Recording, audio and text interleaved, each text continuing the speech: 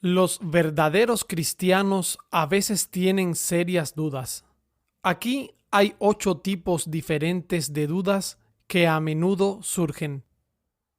1. No conocer el tiempo exacto de la conversión. Dudo que realmente haya nacido de nuevo porque no conozco el momento exacto de mi conversión. Tampoco puedo trazar los pasos que me llevaron a convertirme en cristiano. Respuesta: aunque es deseable que puedas describir el comienzo de la obra del Señor en tu vida y el crecimiento gradual que has experimentado, esto no es necesario para probar que eres realmente un cristiano. Debemos recordar que la obra del Espíritu Santo es un misterio. En el Evangelio de Juan leemos sobre Jesús curando a un ciego. Este hombre simplemente dijo: una cosa sé, que habiendo yo sido ciego, ahora veo. Juan 9:25. Cuando vemos una llama, sabemos que hay un fuego, aunque no sepamos cómo comenzó. Aún así, podemos saber que somos cristianos, aunque no sepamos cómo o cuándo ocurrió todo. ¿Crees en el Señor Jesucristo? ¿Te has arrepentido de tus pecados? ¿Ha habido un cambio en tu alma? ¿Tu mente tiene luz? ¿Quieres obedecer a Dios en todo por causa de Jesús, quien murió en la cruz? ¿Amas a otros creyentes? ¿Huyes de los males de este mundo malvado? Si contestas sí a tales preguntas, entonces no necesitas preocuparte por esta duda. 2. La lucha contra el pecado. Si soy realmente un cristiano, una nueva criatura en Cristo, ¿por qué sigo luchando contra el pecado? Respuesta: por supuesto que no queremos poner almohadas para que los hipócritas puedan descansar tranquilos complaciendo su pecado y haciendo la gracia de Dios esclava de sus lujurias. Por otro lado, necesitamos recordar que todos pecaron y están destituidos de la gloria de Dios. Romanos 3:23. El pecado puede prevalecer a veces incluso sobre los hijos de Dios. ¿Gimes bajo el peso del pecado y la corrupción de tu naturaleza? ¿Estás indignado contigo mismo por los pecados de tu corazón y de tu vida? ¿Te esfuerzas por llevar a la muerte tus deseos, huyendo diariamente a la sangre de Cristo para obtener el perdón y mirando a su Espíritu para la santificación? Aunque puedas decir con el Salmo 65:3, las iniquidades prevalecen contra mí, recuerda que este versículo termina con: mas nuestras rebeliones tú las perdonarás. La nueva criatura en Cristo es como un hombre que no vive solo en una casa. Un malhumorado compañero vive con él en la misma casa. Su nombre es corrupción remanente. Estos dos luchan por el control constantemente uno contra el otro. El deseo de la carne es contra el espíritu y el del espíritu es contra la carne. Gálatas 5:17. A menudo la vieja corrupción prevalece y hace que el Hijo de Dios sea cautivo de la ley del pecado. Romanos 7:23. No dejes que sus ocasionales victorias te hagan concluir que no eres un hijo de Dios. En cambio, deja que te humille, deja que te haga más vigilante, que te haga tener una sed aún más intensa de Jesucristo, de su sangre y de su espíritu. El principio de gracia dentro de ti, el nuevo nacimiento en Cristo, buscará la destrucción del mismo pecado que tan a menudo te derrota. 3. Un corazón más turbulento. Encuentro que mi corazón ha estado más turbulento que antes de que me convirtiese en cristiano. ¿Es esto consistente con alguien que se supone que ha sido cambiado por Cristo?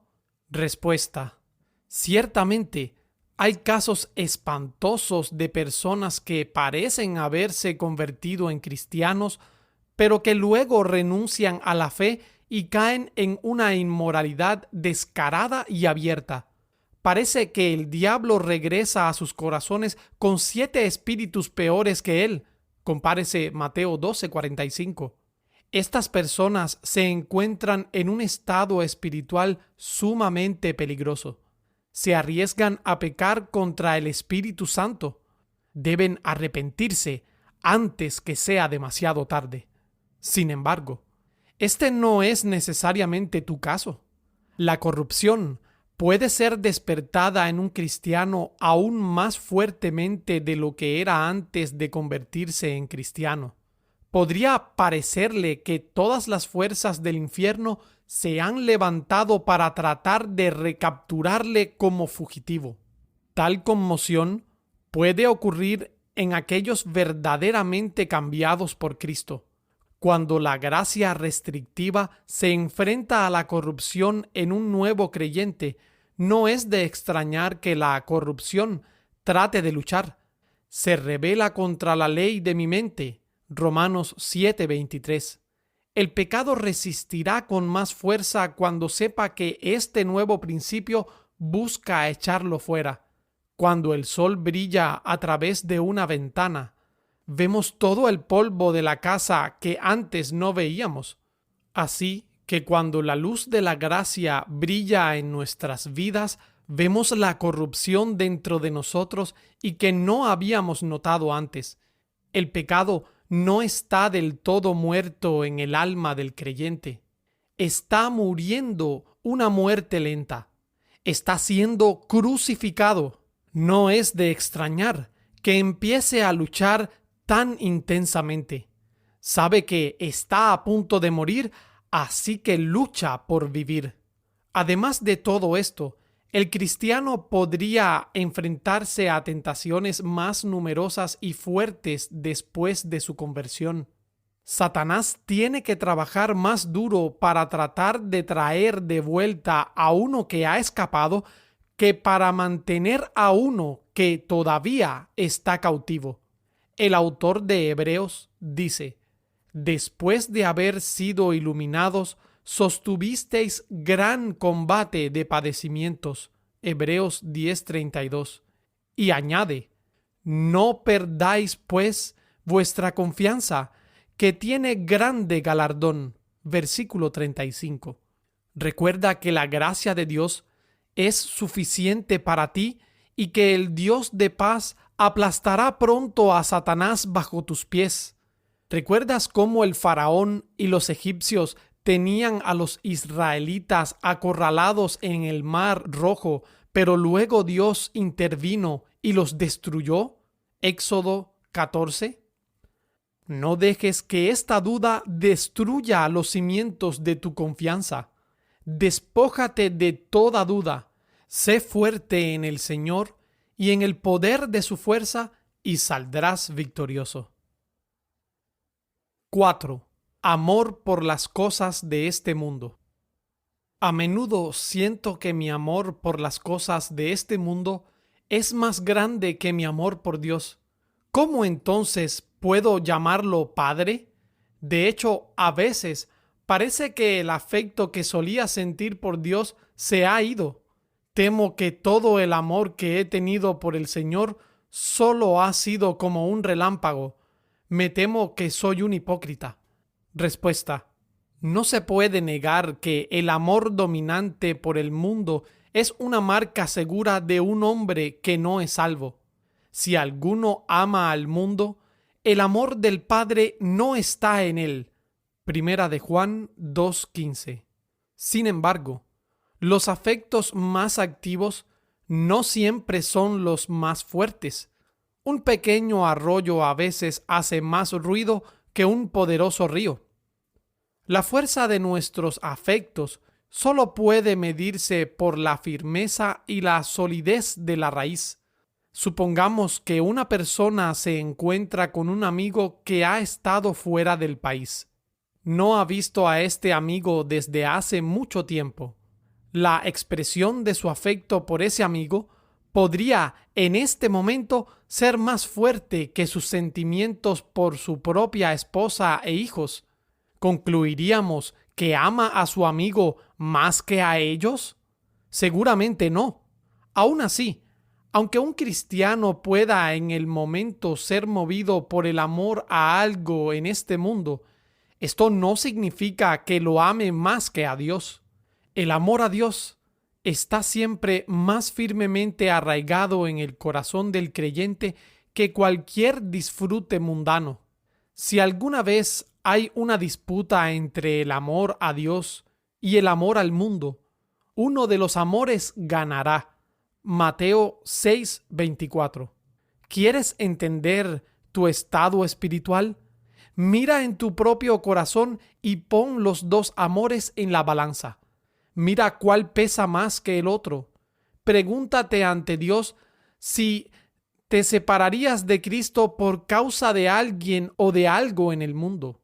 Si contestas honestamente que, siguiendo sus órdenes, desecharías por Cristo lo que es más querido para ti en el mundo, entonces no tienes razón para pensar que amas al mundo más que a Dios.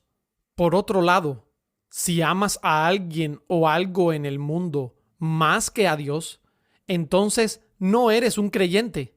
Considera los dos textos siguientes. El que ama a padre o madre más que a mí, no es digno de mí. Mateo 10:37. Si alguno viene a mí y no aborrece a su padre y madre, no puede ser mi discípulo. Lucas 14:26.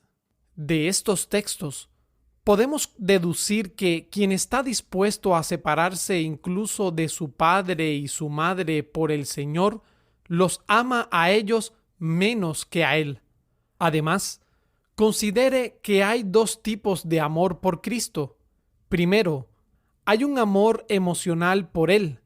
Es como una flecha en el corazón. Crea una santa enfermedad de amor en el alma. Anhela disfrutar del amado. Es como el anhelo descrito en Cantar de los Cantares 5:8. Yo os conjuro, oh doncellas de Jerusalén, si halláis a mi amado, que le hagáis saber que estoy enferma de amor. O se refiere a una plenitud de amor como en Cantar de los Cantares 2:5. Sustentadme con pasas, confortadme con manzanas, porque estoy enferma de amor. Tales sentimientos fuertes se encuentran generalmente en el nuevo converso, que allí cantará como en los tiempos de su juventud. Oseas 2:15. En ocasiones están tan encendidos por el Señor que incluso están dispuestos a cuestionar a las personas piadosas que han sido creyentes durante mucho tiempo, solo porque no comparten los mismos sentimientos intensos. Piensan erróneamente que hay menos religión en el mundo de la que realmente hay. Cuando la espuma se asienta bajo el borde de su propia copa, tal hombre encuentra en sí mismo las mismas cosas que una vez criticó en otros. Esto debería humillarlo. Debería hacerle saber su necesidad diaria de la sangre de Cristo, del perdón y del Espíritu de Cristo para la santificación. De esta manera, crece en la humillación, el odio a sí mismo y la negación de sí mismo. Segundo, hay un amor racional por Cristo. Este amor se muestra por una seria consideración de la autoridad de Dios y de sus mandamientos. Cuando uno tiene este amor, quiere complacer a Dios obedeciéndole aunque no sienta emociones fuertes, pues este es el amor a Dios, que guardemos sus mandamientos. Primera de Juan 5:3. El amor emocional por Dios no siempre permanece contigo. Si te falta, no tienes que considerarte un hipócrita. siempre y cuando mantengas un amor racional por Cristo. Una esposa fiel y amorosa no tiene necesidad de cuestionar su amor por su marido solo porque no tiene la misma experiencia emocional de amor por él como al principio del matrimonio. 5. Miedo a la hipocresía. Cada vez que empiezo a percibir los rasgos de la gracia en mí y que soy verdaderamente salvo, oigo hablar de algún hipócrita o apóstata y me estremezco. El miedo se apodera de mí como una tormenta. ¿Soy como este tipo de personas? Respuesta: este tipo de cosas deberían despertarnos. Debemos examinarnos seria e imparcialmente. Sin embargo, no debemos estar siempre en un estado de suspenso sobre nuestro estado espiritual. Se puede ver el exterior de un hipócrita. Puedes ver su actividad espiritual y sus emociones, pero no puedes ver su interior. No conoces su corazón. Solo puedes formar un juicio sobre otra persona basado en lo que ves en su exterior. Harías bien en juzgar a los demás con compasión. Como dice 1 Corintios 13:5, no piensa el mal. De nuevo, no puedes conocer los motivos secretos de sus acciones. En lugar de juzgar a los demás, deberías mirar a tu propio corazón. Tú eres la persona a la que puedes juzgar con mayor claridad. Debes mirarte a ti mismo como nadie más en el mundo lo puede hacer. Puedes ver cosas en ti mismo que simplemente no puedes ver en los demás. La religión de un hipócrita puede parecer mucho más brillante que la de un creyente sincero. Recuerda que lo que es grande a los ojos de los hombres a menudo es de poco valor a los ojos de Dios. 1 de Samuel 16:7. Prefiero gemir con Pablo, Romanos 8:6, que derramar lágrimas falsas con Esaú, profetizar con Balaam o tener el gozo temporal de los oyentes de los pedregales. Mateo 13:20. Hay un fuego que juzgará la obra de cada hombre para ver de qué tipo es. 1 de Corintios 3:13. Si Dios no juzga por la apariencia externa, ¿por qué lo haces tú? Sin una revelación especial, no puedes conocer la sinceridad de la fe de otro hombre, pero puedes conocer la autenticidad de tu propia fe sin ninguna revelación especial. Por eso Pedro exhortó a los santos: procurad hacer firme vuestra vocación y elección. Segunda de Pedro 1:10. Por lo tanto, las acciones de los hipócritas y los apóstatas no deben perturbarte. Lo importante es que examines seriamente tu propia condición espiritual. Aquí hay dos formas en que los santos más débiles superan a los mejores hipócritas.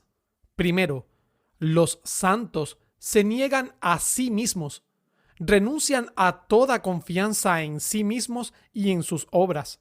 Ellos confían completamente en la salvación de Dios a través de Cristo. Son pobres en espíritu. Mateo 5:3. Son bienaventurados porque no hallan tropiezo en Cristo. Mateo 11:6. En Filipenses 3:3, Pablo escribió: nosotros somos la circuncisión, los que en espíritu servimos a Dios y nos gloriamos en Cristo Jesús, no teniendo confianza en la carne. En segundo lugar, los santos tienen un odio genuino hacia el pecado. Están dispuestos a separarse de toda lujuria sin excepción y a obedecer todos los mandamientos del Señor. Entonces no sería yo avergonzado cuando atendiese a todos tus mandamientos. Salmos 119:6. Ponte a prueba con estos estándares. 6. Compararse con otros. Mi vida está tan lejos de los estándares de los grandes santos de la Biblia y de los cristianos ejemplares que conozco personalmente.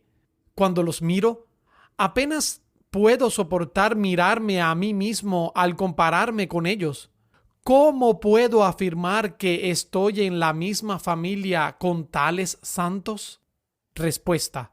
Podemos ver una medida de gracia y santidad que deberíamos tener en esta vida, pero que nunca podríamos alcanzar. Esto debería humillarnos.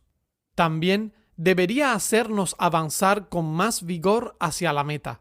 El diablo quiere que los cristianos débiles sean torturados comparándose con los fuertes. Segunda de Corintios 10:12. Ceder a esta tentación sería como si un niño dudara de su relación con su padre porque no tiene la misma altura que su hermano mayor. Es irracional. Hay santos de varios tamaños en la familia de Cristo. Algunos son padres, otros son jóvenes y otros son niños pequeños. Primera de Juan 2:13 y 14. 7. Tentaciones. Nunca he leído en la Biblia ni he sabido de un verdadero hijo de Dios que haya sido tan tentado o necesitado de Dios como yo. Como no conozco a ningún cristiano que haya estado en mi condición, solo me queda concluir que no debo ser creyente. Respuesta. Esta duda proviene de la ignorancia tanto de la Biblia como de la experiencia real de los cristianos. Aquellos que tienen esta duda deben tratar de hablar con un amigo cristiano maduro o un ministro piadoso. Hacer esto ha traído paz a algunos cuando se dan cuenta de que su caso no es excepcional y que muchos cristianos han tenido la misma lucha. La Biblia proporciona muchos ejemplos de cristianos que sufrieron horribles tentaciones. El diablo tentó a Job para que blasfemara. Job 1, 11 y 12 y capítulo 2, 3 al 9. Asaf fue tentado a pensar que la religión era vana y a desecharla. Salmos 73, 13. El mismo Cristo fue tentado a arrojarse desde el pináculo del templo y a adorar al diablo. Mateo 4, del 5 al 9. Muchos cristianos no solo han sido atacados con tentaciones, sino que incluso han sido vencidos por ellas y han caído en un grave pecado durante un tiempo. Pedro negó a Cristo y maldijo y juró que no lo conocía. Marcos 14, 71. Algunos cristianos se vieron obligados a blasfemar bajo la persecución de Pablo antes de que se convirtiera. Hechos 26, 10 y 11. Muchos cristianos pueden dar testimonio de sus propias experiencias personales y tristes en este ámbito. Han sufrido tentaciones muy grandes que han aturdido sus espíritus, han hecho temblar sus cuerpos y han hecho enfermar sus estómagos. Los dardos de fuego de Satanás pueden causar grandes daños. Se necesita una gran diligencia para extinguirlos o bloquearlos con el escudo de la fe. Efesios 6:16.